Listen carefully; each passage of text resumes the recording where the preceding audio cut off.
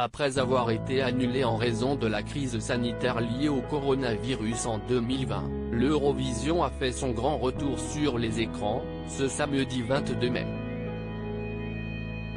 Cette année, ce fut au tour de Barbara Pravi, une artiste fréquemment comparée à Edith Piaf, une autre voix incarnant la France, de défendre le drapeau tricolore avec son titre Voilà.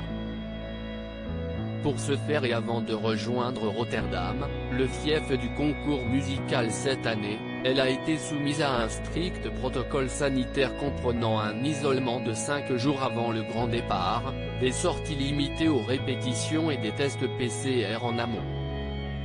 Mais si elle a fait partie des favoris, selon les premiers pronostics des bookmakers, si est finalement l'Italie qui s'est esquissée à la première place du podium avec un total de 529 points. Une autre défaite pour l'Hexagone, absent de la liste des vainqueurs depuis 1973. Mais la prestation de Barbara Pravi est loin d'avoir été vaine puisque, avec 499 points récoltés, elle a permis à la France d'écoper de la seconde place. Soit le meilleur classement à l'Eurovision depuis de nombreuses décennies. L'Italie peut toutefois se targuer d'avoir remporté la compétition grâce au vote du public.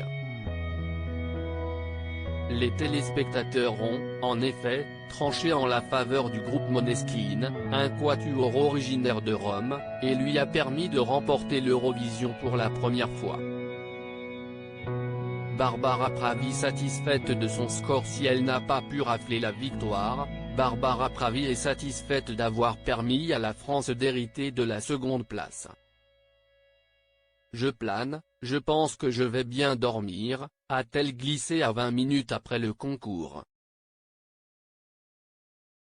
Alexandra Reid-Amiel, la chef de la délégation française, elle, est sur un petit nuage. Si est énorme. Cela faisait 30 ans que l'on n'avait pas obtenu un tel résultat. Je crois que cela va changer le regard de beaucoup de Français sur le concours. On prouve que la France est de retour, qu'on veut et qu'on ira chercher cette première place. Rendez-vous dans un an.